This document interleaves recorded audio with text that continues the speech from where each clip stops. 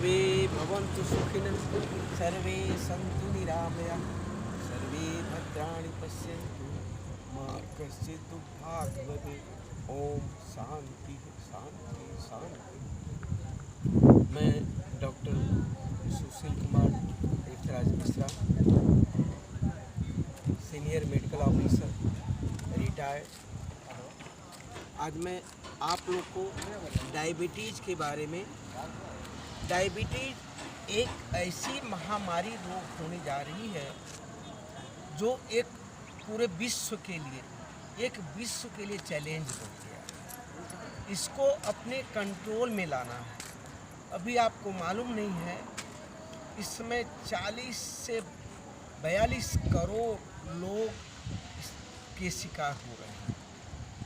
हर साल 15 से 20% लोग diabetes, BP, heart attack, stroke के मरीज बढ़ते जा रहे हैं। दर एक सेकंड में व्यक्ति को डायबिटीज़ का शिकार हो रहा है। हर 10 सेकंड में हर एक व्यक्ति डायबिटीज़ गैंग्रीन का शिकार हो रहा है और हर 26 सेकंड में कोई न कोई व्यक्ति डायबिटीज़ अथवा डायबिटीज़ कॉम्प्लिकेशन के लिए मृत्यु के मुंह में जा रहा है। हमें इसको रोकना है। ये महामारी एक चैलेंज बन गई है। अभी WHO यानी American diabetes association, Indian diabetes association, इन लोगों का मानना है अगर डायबिटीज़ को कंट्रोल नहीं किया गया तो India one of the most country capital in whole of the world, दुनिया के लिए एक कैपिटल बन जाएगा। डायबिटीज़ का प्रिवेलेंस रेट 8 से 10% है, जबकि अपने हिंदुस्तान में इसका प्रमाण 18 से 20% है, लेकिन गुजरात में इसका प्रमाण 20 से 22%। डायबिटीज़ के कारण क्या है? पहले डायबिटीज़ के कारण आपको बताता हूँ। डायबिटीज़ होती क्या है? डायबिटीज़ एक ऐसी बीमारी है जो मधुमेह, आज बहुत पहले आयुर्वेद में इसका उल्लेख आता है। इसका उल्लेख मधुमेह तरीके इसका उल्लेख किया गया है। जो डायबिटीज़ मधुमेह के रूप में जानी जाती थी, इसको राजयोग कहते थे। जो हजारों में एकाक लोग कभी कभी सुनाई पड़ती थी। इनको मीठा रोग हो गया है, जहाँ पेशाब करते हैं और पेशाब की जगह कीड़ियाँ आ जाती। तो ये कभी कभार सुनाई पड़ता था, लेकिन आज से 2-3 दशक बाद में इसका प्रमाण बढ़ने लगा। पहले हजारों में एक था, अब जो है इसका प्रमाण 2-3%, 2-3 दशक के पहले था, अब ये प्रमाण बढ़ करके 12 से 14%। ये डायबिटीज़ एक चैलेंज हो गया है। अगर इस चैलेंज को हम नहीं रोकेंगे, हम आपको इसके खिलाफ एक लड़ाई, एक युद्ध छेड़नी है। इसको लड़ना है, इसको कंट्रोल लाना है, क्योंकि आवनार पीढ़ी को हमको डायबिटीज़ मुक्त भारत का निर्माण करना। डायबिटीज़ मुक्त भारत निर्माण कैसे होगी, इसके लिए मैं आपको बताऊं कि आने वाली पीढ़ी को डायबिटीज़ न हो। जिनको डायबिटीज़ हो गई है वो डायबिटीज़ कंट्रोल करके हेल्दी लाइफ स्टाइल जिए, और जिनको कॉम्प्लिकेशन हो गया है उनको डायबिटीज़ कंट्रोल करके कॉम्प्लिकेशन होने से बचाएं। ये हेतु है। तो डायबिटीज़, सबसे पहले बताऊं कि डायबिटीज़ लेवल क्या होता है। डायबिटीज़ लेवल ये होता है कि फास्टिंग ब्लड शुगर 126 अथवा इससे ज़्यादा हो, 8 घंटे जो व्यक्ति भूखा पेट हो, उसका शुगर लेवल अगर एक बार में किया गया 126 और 100 उससे ज़्यादा आ रहा है, फिर दूसरी बार रीडिंग की जाएगी, वो भी रीडिंग 126 करता ज़्यादा आ रही है, तो निश्चित है वो डायबिटीज़ में उसको गिना जाता है, वो डायबिटीज़ है। और दूसरी एक वस्तु होती है कि खाने के 2 घंटे के बाद, खाने के 2 घंटे के बाद का अगर डायबिटीज लेवल आपका 199 करता कम है तो आप प्री डायबिटीज में, 140 अथवा इससे नीचे है तो आपको डायबिटीज नहीं है। अगर 140 से 199 199 तक आप इस लेवल में है तो आप प्री डायबिटीज कंडीशन में हैं। तो रेंडम ब्लड शुगर एक होता है। रेंडम ब्लड शुगर को करने का मतलब है 140 से लेकर के 100 से लेकर के 140 तक का लेवल। कोई टाइम अगर आपने ब्लड का टेस्ट किया 140 से ऊपर आ रहा है तो निश्चित है कि आप इसका फास्टिंग ब्लड शुगर कराएं और खाने के 2 घंटे के बाद का करें, तो इससे मालूम पड़ता है। इसके बाद एक और भी टेस्ट होता है जिसको HbA1c कहते हैं, ग्लाइकोसिलेटेड हीमोग्लोबिन कहते हैं, जो 3 महीने का डायबिटीज का एवरेज बताती है। वो अगर 5.4 से बिलो है तो आपको डायबिटीज नहीं है। अगर 5.4 से 6.4 तक है तो आप प्री डायबिटीज कंडीशन में हो। अगर 6.5 अथवा इससे ज़्यादा है तो आपको निश्चित है डायबिटीज है। ये मैंने डायबिटीज को लेवल बताया कि ये लेवल आप जानिए तो इससे आपको मालूम पड़ेगा कि डायबिटीज लेवल क्या होता है। अब डायबिटीज कहते किसको है? डायबिटीज एक ऐसी बीमारी है जिसको आपका ऑप्टिमम लेवल से लेवल जो रिक्वायरमेंट होता है उससे बढ़ जाए। क्यों बढ़ जाती है? क्योंकि आपके अंदर लीवर के बीटा सेल में पेंक्रियाज होता है, जो पेंक्रियाज इंसुलिन नामक एक हार्मोन सिक्रीट करता है। वो इंसुलिन का काम क्या होता है, जो आप कोई भी खुराक लेंगे, दाखला तरीके कार्बोहाइड्रेट, प्रोटीन, फैट वगैरह आप लेंगे तो अल्टीमेटली एक ग्लूकोज में कन्वर्ट होता है और ग्लूकोज में बाई ब्लड दर एक सेल में जाता है और सेल से ये इंसुलिन के माध्यम से ये ऑक्सीडाइज होकर के ग्लूकोज एनर्जी देता है, एटीपी में कन्वर्ट होता है, जो आपके दर एक कोष में, दर एक बॉडी टिश्यू में एनर्जी का काम करता है, जिसकी वजह से ग्लूकोज लेवल मेंटेन होता है। मेंटेन होने के लिए ज़रूरी होता है कि आपका ग्लूकोज लेवल बराबर हो, इंसुलिन बराबर वर्क करता हो। अगर इंसुलिन वर्क या तो कम कर रहा है, या तो इंसुलिन बिल्कुल फंक्शन नहीं कर रहा है, या तो इंसुलिन है लेकिन इंसुलिन प्रॉपर वे में काम नहीं कर रहा है, इंसुलिन रेजिस्टेंट हो गया है, तो बॉडी में क्या होता है, ग्लूकोज का लेवल बढ़ जाता है।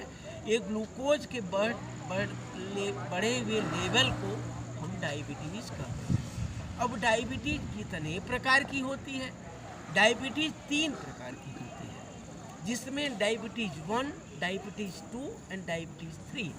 डायबिटीज़ 1 होती है बेटा, उसमें ये कहते हैं कि टाइप 1 डायबिटीज़, जो इंसुलिन डिपेंडेंट डायबिटीज़ कहते हैं, जो मैच्योर क्या कहते हैं यंग स्टेज में खासकर दिखाई पड़ती है।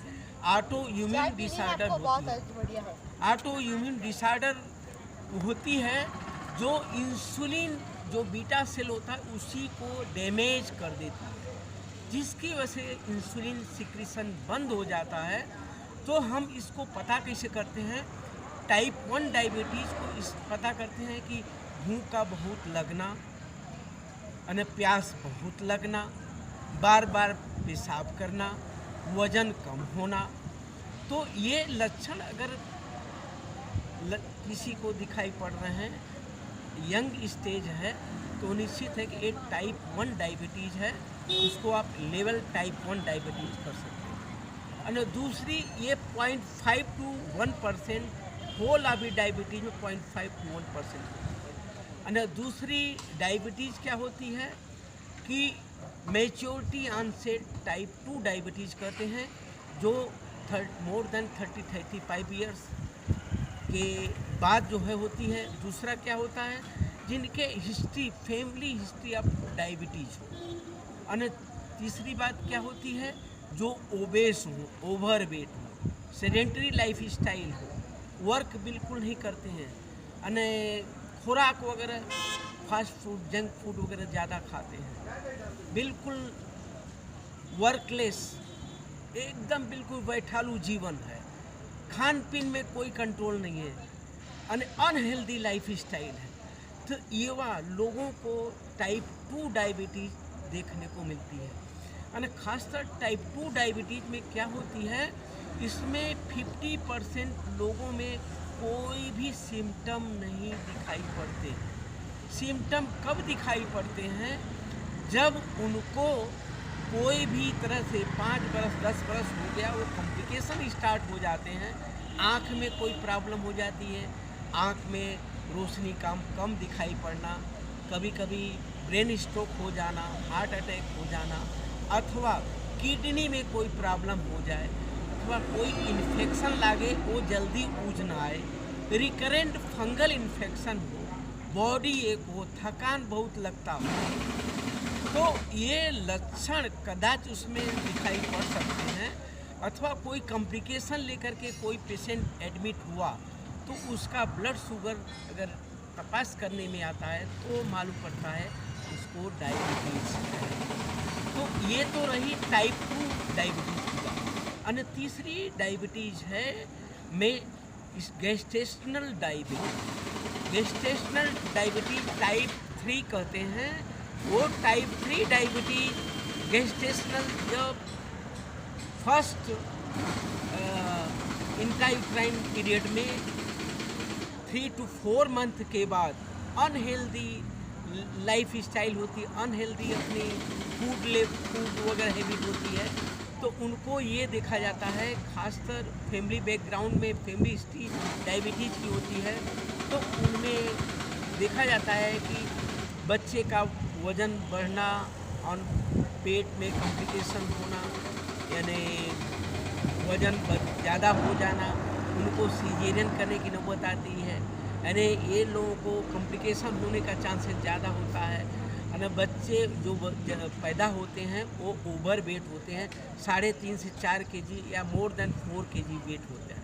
तो ऐसे लोगों को कॉम्प्लिकेशन होता है। उन लोगों की मॉनिटरिंग गेस्टेशनल पीरियड में, इंट्रायूट्राइन पीरियड में उनकी स्ट्रिक्टली फास्टिंग ब्लड शुगर 93 है तो निश्चित है कि उनका डाइट कंट्रोल किया जाए, और डाइट कंट्रोल के आधार पे उनका जो है रेगुलर अगर रखा जाए, मॉनिटरिंग की जाए, तो डाइट कंट्रोल के हिसाब से लाइफ स्टाइल चेंज करके और थोड़ा एक्सरसाइज वगैरह कर करके उनको जो है कंट्रोल किया जा सकता है। और दूसरी बात यह है कि खाने के 2 घंटे के बाद का अगर उनका 133 शुगर लेवल है तो निश्चित है कि उनको डायबिटीज़ है। 2 से 3 बार उनका डायबिटीज लेवल मेजर करने के बाद डाइट कंट्रोल करें, उनका स्ट्रिक्टली फॉलो रखें और उनको एक्सरसाइज के लिए एडवाइस करेंगे।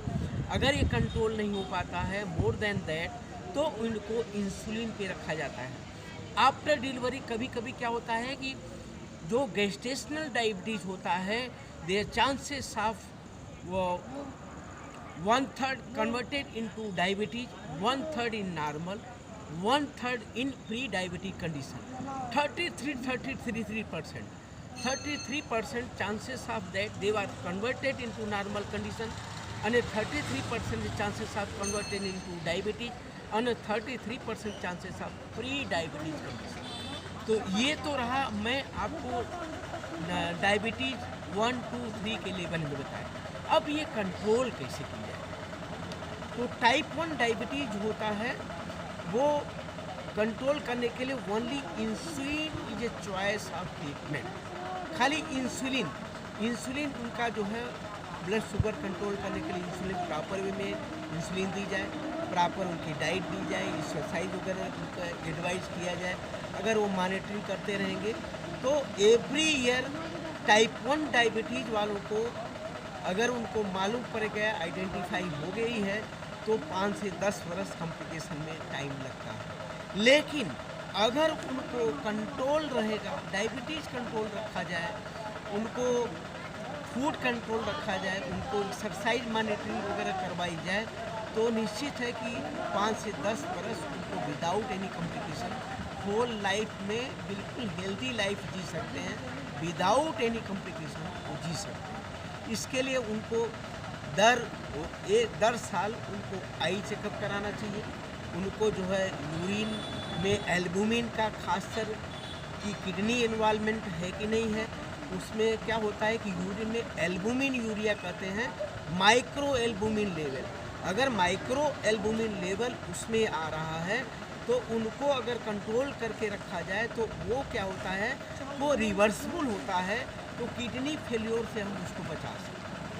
तो ये कॉम्प्लिकेशन अपने आई चेकअप दर साल कराने का है, दर 6 मंथ इनको किडनी चेकअप कराने का है, कोलेस्ट्रॉल लेवल उनको मॉनिटरिंग करते रहने का है, यानी हार्ट के लिए ईसीजी वगैरह मॉनिटरिंग करते रहने का है, यानी ब्रेन के लिए उनको जो है न्यूरोसर्जन को दिखाते रहने का है, यानी न्यूरोसर्जन के साथ साथ अपने फूड केयर, क्योंकि फूड केयर बहुत ज़रूरी है। आई ऑन फूड ले डायबिटीज़ के लिए फूड केयर खूब ज़रूरी होता है, क्योंकि डायबिटीज़ में क्या होता है कि पैरों में संवेदना का अभाव हो जाता है, जिसकी वजह से टच, पेन और टेम्परेचर के उनको खबर नहीं पड़ती है। चलते चलते उनको कोई घाव लग जाता है, उनको खबर नहीं पड़ती है, वो घाव इतना कभी कभी ज़्यादा हो जाता है, ऊज नहीं आता है, तो धीमे धीमे गैंग्रीन का रूप लेता है। इसलिए टोटल जितने भी फैमिली मेम्बर में किसी को भी डायबिटीज़ है, तो वो डायबिटीज़ पर्सन का पूरे फैमिली मेम्बर लोग ख्याल रखें, उनको बराबर चेकअप कराएं, उनका फूड चेकअप कराते रहेंगे कि पैरों में कोई घाव तो नहीं है, नक का कोई कलर तो नहीं चेंज हो रहा है, कहीं घाव तो नहीं हो गया है, कहीं उनको ऊजत तो नहीं आ रही है। उनकी बराबर चेकिंग करते रहेंगे, उनको प्रॉपर वे में देखते रहेंगे, निश्चित है तो उससे बचे रहेंगे। और तीसरी बात यह है कि cholesterol level every 6 month, HB1AC every 3 month, और उनका आई चेकअप एवरी 1 ईयर इनका माइक्रो एल्बुमिन लेवल वो चेकअप कराने का है। यानी न्यूरो फिजिशियन के पास में जा कर के इनके यानी न्यूरोलॉजिकल इन्वॉल्वमेंट है कि नहीं है, डायबिटीज़ न्यूरोपैथी में कोई प्रॉब्लम तो नहीं आ रही है, तो उनको बराबर चेक करवाते रहेंगे, तो एक कॉम्प्लिकेशन से बचे रहेंगे। यानी टाइप 2 पेशेंट में भी खासकर यही होता है, उनकी जो इंसुलिन होती है, इंसुलिन तो सिक्रीट होती है, लेकिन इंसुलिन सिक्रीशन